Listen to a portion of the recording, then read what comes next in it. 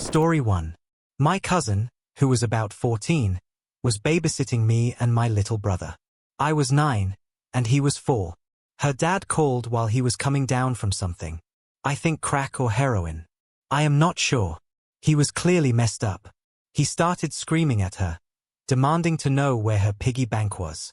She told him to leave her alone and hung up. He called back. She did not answer. Then he left a voicemail and we could hear it as he was recording it. He said he was going to come to the house with a knife and kill all of us. He was probably just talking, but we were terrified. Imagine being 9 years old and hearing a grown man who sounds completely unhinged say he is coming to murder you. So we prepared. We blocked the windows, locked all the doors, pushed heavy furniture in front of everything. My little brother was asleep in his room. My cousin told me to leave him there, but I could not. I belly crawled across the kitchen and living room, my heart pounding, picked him up, and carried him back to my mom's room. We barricaded ourselves in and waited all night. I did not sleep at all. The next morning my mom and aunt came home and were shocked by what they saw. But I was just grateful we were alive. The worst part came later. My cousin's dad had sold everything she owned. Her bed, her dresser, her TV. Her room was completely empty. He is clean now, but I still cannot forgive him. Story 2. When I was 15, I was home alone a lot because my parents worked full-time and my brother had moved away to college. One summer day, I was relaxing at home when someone knocked on the front door. I looked through the peephole and saw 2 guys standing outside. One was wearing a suit. The other was in sweatpants and a hoodie, facing away like he was keeping watch. I decided not to answer. They did not leave. The knocking got louder and more aggressive. So I called the sheriff's department and asked for a non-emergency check since they were trespassing. I made the mistake of yelling through the door that I had called the police. Immediately, one of the guys started kicking the front door. I ran toward the center of the house, and that is when I realized there was a third guy trying to break in through the back door. I called 911 and started screaming that people were trying to break into my house. The deputies took a long time to arrive. They eventually found the men walking down the road, questioned them, and then let them go. No one was arrested. Story 3. A delivery driver I worked with once pointed a gun at my head while I was bending down near a cooler.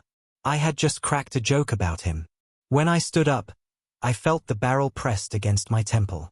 He started laughing.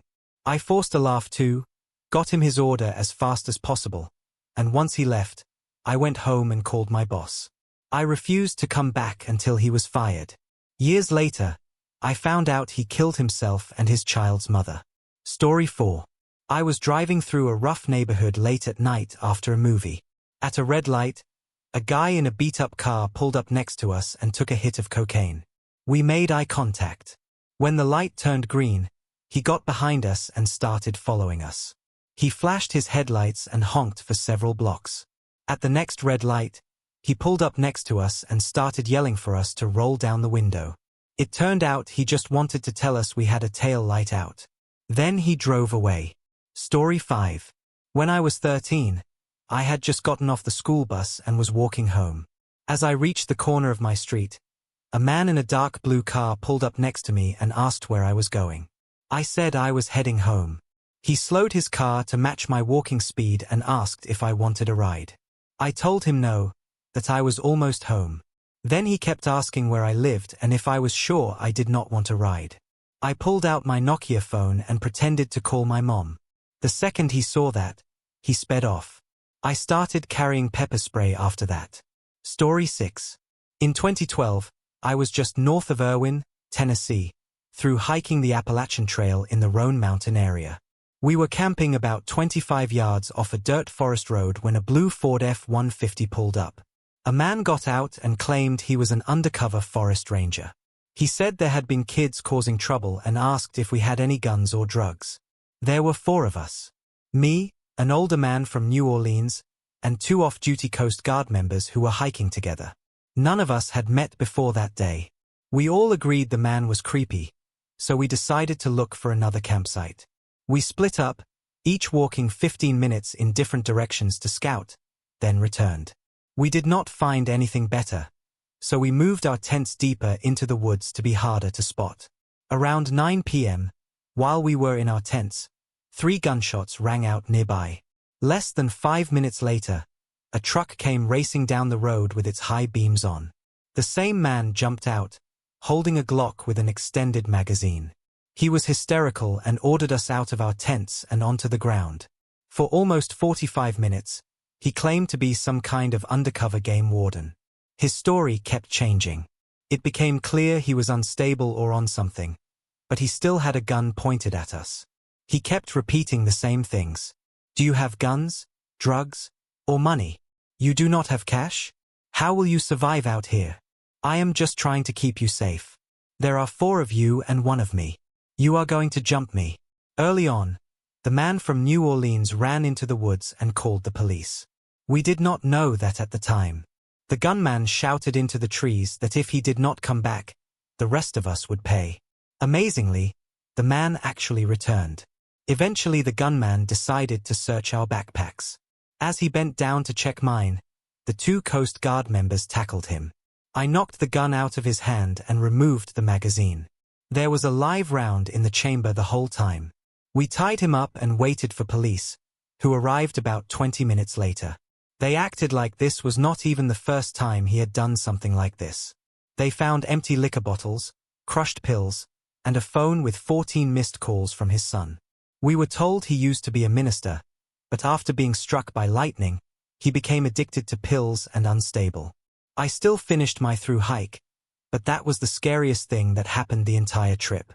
Story 7. In the late 1980s, my mom left me and my 2 sisters in the car while she ran into a store. We were sitting there when I saw an older man walking toward us. I had a horrible feeling and told my sisters to lock the doors. I locked mine too. He walked up and started trying to open every door on the car while we were curled up in our seats. After a few minutes, he gave up and walked away. We were all 8 years old or younger. I just knew that if he got inside, he would take one of us. Story 8. In our mid-20s, my husband and I lived in a townhome. We had just gotten our first puppy. I would wake up around 5 every morning to take the dog to a small grassy area across the street.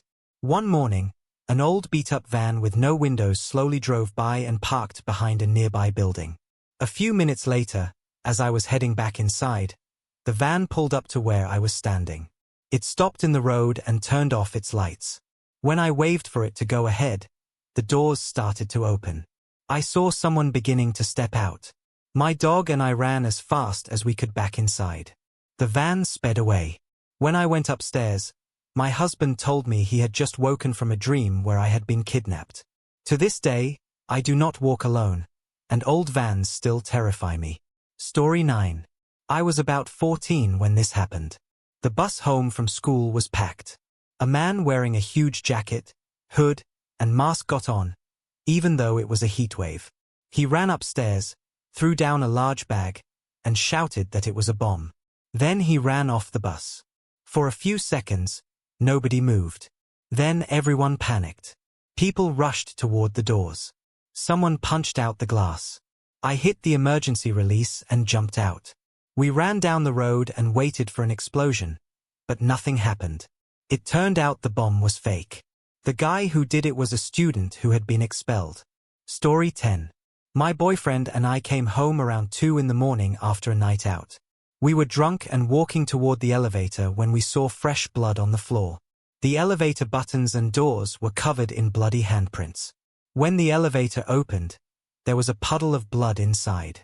We followed the trail up to the 5th floor, where it ended at a door covered in blood. We rang the bell. An elderly man opened the door. He was completely soaked in blood. His clothes, hair, and shoes were all red. I called an ambulance while my boyfriend helped him sit down. There was blood everywhere. We later found out he had crashed his bike while drunk. He was on heart medication that thins the blood, which is why it looked so bad. If we had not knocked on his door, he would have died. He later thanked us with money and an expensive bottle of champagne. Story 11. Drunk driver tried to mow me down on my moped down a dead-end street. Luckily, I managed to get my bike up the pavement and put a parked car between me and the drunk, so he couldn't get me. Pretty intense. Story 12. Was walking through campus after a night class, around 9 or 9:30 p.m. It's a big campus, UCF, and pretty empty at this point. The shuttle I took was at the other end of campus, so it was a pretty long walk. At one point, I'm walking through a swampy area with a raised boardwalk. There are two girls a ways ahead of me walking together. I see them reach the end of the boardwalk and go into the next building. As I reach the end of the boardwalk, this guy kind of hops up out of nowhere, out of the surrounding woods. Takes my hand and starts telling me how beautiful I am. What's my name? What year am I at uni? What am I doing tonight? Where do I live? I ask him why he wants to know, and he says, I'm taking a survey. I'm literally in such shock that it takes me a second to realize he's even touching me. Has my hand. Everything he was asking me sounded really unauthentic and like it was scripted. Like he was in a rush to get everything out. He also had this really weird, unsettling vibe that he was giving off that instantly freaked me out. But it was dark outside and I was all alone at this point. Thankfully, a minute or two later, a guy walks out through the building, and I use that moment to break my hand away from the weirdo and tell him, I have to go. I've never walked so fast to my shuttle, looking over my shoulder the whole time. I couldn't stop shaking the whole ride home. Something about that guy was OFF, and I was sure if that man hadn't come out when he did, that something bad would have happened to me. Exactly what? I don't want to think about. Keep in mind, there had been a group of two girls walking ahead of me, and he hadn't approached them. He was looking for a girl by herself. Story 13. Went down to the local creek with my friend. We were probably 10 or so. The local creepy teenager shows up, drunk out of his mind. I immediately knew this was bad. He mumbles something under his breath, and I looked at my friend with the, we need to get the fuck out of here look. He stepped closer toward us, and another guy, older and probably twice the size, ran up and grabbed him. He told us to go home and not come back. Later, the creepy guy was involved in a robbery that turned into murder, and I still feel so thankful to the other guy who was there. Story 14. When I was 3, my mom was driving with me in the backseat. Some dude was just standing in the road with his bike, unbuttoned shirt showing his stomach. She honked at him, and he proceeded to come up to the car, punch my mom's window in and scream at her, kick the side and front of the car, and ride away on his bike. Mom was super bloody from the glass, and I remember them putting the guy into the back of a police SUV with his bike. Apparently, he was on meth. Story 15. I was up in my 3rd floor bedroom, having just had a spliff, chilling to music with my headphones on, when I started to hear weird noises. Naturally, I just thought it was because I was stoned, but it was weird enough for me to take my headphones off. I listened for a bit, and coming from downstairs was a creepy voice I didn't recognize, mixed in with John's, my housemate's, voice, but he sounded like he was in pain. I was like, what the fuck?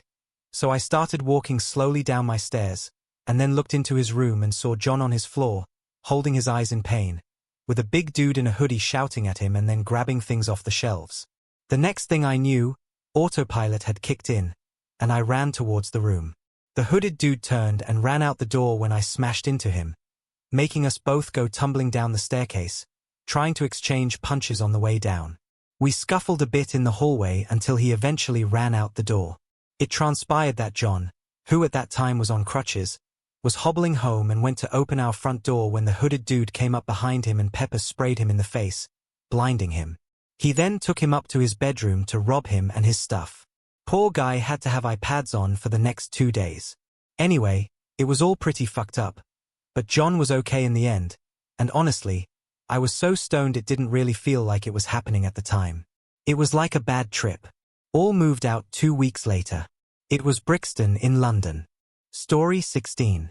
Back in the early 90s, I worked as a night auditor for a small motel in Prospect Heights, Illinois. I was a young mother and worked nights while my husband worked days. Occasionally, my husband would stop by and check on me. It was a brutal schedule, and I truly don't know how I made it on only a couple hours of sleep each day, but I digress. My job was to perform a daily audit on the rooms and money. Also, I would check people in and out of the hotel. The hours were midnight to 8 in the morning. One night, I had finished my audit and was watching a scary movie on the little TV they had behind the front desk. It was winter and very cold. A man came up to the door, and he was wearing a ski mask. For a second, I thought it was my husband, so I kind of smiled. He came up to the front desk, and I asked if I could help him. He asked me why I had smiled at him. Well, I knew right then I was in trouble. He waved a big knife at me and told me to turn around. I felt the most fear then. I felt like I was going to die. He hopped over the front desk and cut one of the phone lines and took the money. I had my coat and purse back there, and he took those as well. As he left, he said, "I have your purse. I know where you live now." I stayed hunched in the corner behind the front desk as he left. Then I realized he had only cut the handset to one phone and the main line on another. So I took the handset from one phone and attached it to another where he had not cut the main line. I dialed 911 and got an operator on the line. Just as I was about to talk, the guy came back. Apparently, he had dropped his knife behind the desk. I saw it on the floor as he came around. I picked it up. In my mind, I'm thinking, can I stab him? We stood there kind of facing each other. Me in my uniform and this big guy in a thick ski jacket. He demanded I give him the knife. I truly thought if I tried to stab him, I would lose and he would kill me, so I gave him the knife. He took the knife and hit me over the head with the handle a couple of times and then left. The police soon came, and I recounted my story. As far as I know, he was never caught. The place I worked for let me have a day off, but when I needed more, because I had head injuries, they fired me. It turns out they had been robbed a few times before but had never put in security. I did take them to court for lost wages, and I won. About a year later, maybe less, I saw on the news that a night auditor at the same hotel had been kidnapped, raped, stabbed, and left for dead. They caught that guy, and he is now in prison. I am literally shaking as I type this. It's been so long, but I rarely talk about this, or I just laugh it off like it was no big thing. Obviously, it still affects me greatly. Scariest night of my life. The hotel, when I worked there, was an Econo Lodge, but they apparently changed the name soon after I left to Forest Lodge. So when the story about the kidnapped clerk came on the news, I didn't immediately realize it was the same motel until they showed a photo of it. Then I knew, and it scared the crap out of me. Story 17. My house was broken into while we were having dinner. I was about 7 years old at the time. My mom answered the door because she thought it was her friend. It turned out to be robbers in masks with guns. I was pretty small at the time, and no one noticed me. I noped out of there and walked straight into my bedroom and locked the door. I think I was in shock at the time and didn't know what to do. In retrospect, I should have dialed 911. Story 18. My first apartment was part of a complex that was U-shaped with a large grassy area in the middle. The neighborhood kids would run around and play in the grass a lot. One day, I was sitting on my stoop talking on the phone when one of the kids fell over, grabbed his foot, and started crying. He was maybe 5 or 6. He had stepped on a bottle cap and sliced open his foot. I took him inside, had him sit on the edge of the tub, washed his cut, put some Neosporin on it and a Band-Aid, and sent him on his way. A few hours later, there was a knock on my door. When I answered, a massive skinhead with a tattoo of a pentagram on his neck was standing there with his chest out. The boy was peeking around one of his giant thighs, pointing at me. He stuck his finger in my chest and yelled, "Did you take my boy in your fucking house? That's my son. Did you give him a fucking bath? Look at his foot." I shrieked. He cut his foot. I washed the cut. He inspected the kid's foot, then asked me what exactly happened. I stumbled through the story. Then he just said, "All right then." He shook my hand with a vice grip, and I never saw him or his son again. Story 19. Saturday at Barnes & Noble. I had my son ready on the changing table when another man walked into the restroom, and I saw him just eyeing my boy. I decided to wait to uncover my son. The man's body language bothered me as he slowed down washing his hands, drying them, and hesitantly walked out. I kept my eyes on him as I placed myself in front of my son. Story 20. Last year, I moved from a dense urban area to a really pretty, underpopulated rural one. I got super into trail running. There's a big circular route that I like a lot in the local nature preserve. And over the summer I was on an early morning run there when I passed a dude sitting on a rock slightly off the trail. He looked exceedingly normal, street clothes, hat, boots, and I figured him for a hiker. All good. So I make my way down the path, around, uphill, and to this nice overlook where I usually stop to drink from the fountain. It's when I'm bent over at the fountain that I hear a twig snap, and I straighten up to see that guy crouched over and stepping through the woods off the clearing like he's trying to creep up on me. I bolted. The sprint back was the most terrifying experience of my life. I don't know if I lost him or if he gave chase at all. The police never found anyone matching his description, and I don't run anywhere near there anymore. Edit. If you'd like to be creeped out further, the police said he had most likely seen me before and been stalking me for an indeterminate period. He was camped out front to see whether I'd show, then cut across to the spot where he knew I always stopped. I'd probably seen him before without realizing it. He might know where I live. Story 21. I woke up hungover as hell in my apartment in Philly to a big guy with a gun pointed at me, telling me to give him money. It honestly took me a few seconds to realize what was happening, and as I frantically searched for my wallet, he took my backpack with my laptop and also stole a few Eagles and Flyers jerseys. The weirdest thing was that he stole all my socks as well. Story 22. I spent a few months when I was 16 hanging out with some organized crime guys in my hometown. Dudes had Uzis in their trunks, and people didn't mess with them. One night I went with a younger one, mid-20s, on an errand. I wasn't told what for, but he started driving to a bad part of town and told me I was going to help him take care of something. I got out at a stoplight and started walking. Something wasn't right. I never spoke to those dudes again. I was pretty sure at the time I was going to get killed, or help kill someone. In retrospect, I was probably just on a beer run, or maybe sent to go pick up some money from a gambler or something. But at the time, I was convinced I was going to be a part of, or a victim of, a major crime. Story 23. I got chased down by the neighborhood delinquent teen with a gun when I was walking home from the bus stop with friends. I was 10, and my friends were 10 or 11 years old too. We ran to a house for help. A middle-aged woman answered and refused to let us in or help us. She said it could be a prank. We told her it wasn't, but she was convinced we were trying to get into her house and rob her. We ran farther to my friend's house. Her mom happened to be off work early and was home. She called the police. I got to ride in a cop car and watch two cops take down this 17-year-old piece of shit into the pavement. Story 24. Was riding my bike to school, taking the bike trail, when I noticed a guy leaning against a light post. Thought nothing of it, since I've taken this trail pretty much every day throughout high school. Anyway, I'm riding and things go dark.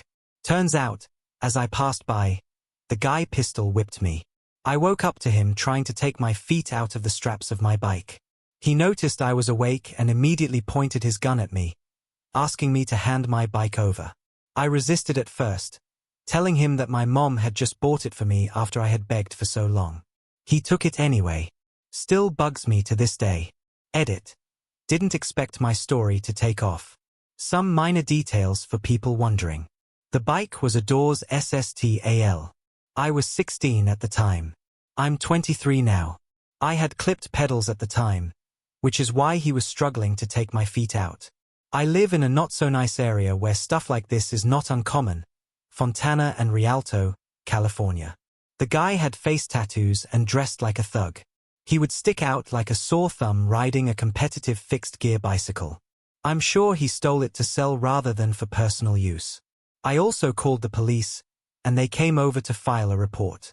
I didn't notice I had blood going down my ear, probably from adrenaline, until the cop pointed it out. He took pictures of the split in my head for the report. If anyone knows if the police station or county keeps reports like this on file for a while, I would be happy to try and get the pictures and police report. Story 25. I was home alone once around midnight when I heard a knock on the door. I started to walk to the door but couldn't see anyone until I noticed someone leaning into the door with a skull mask on, dressed in all black. I was fucking stupid enough to still answer. However, It was a neighbor who had run out of gas on a snowmobile and needed some gas to get home. He was wearing the mask to block the wind.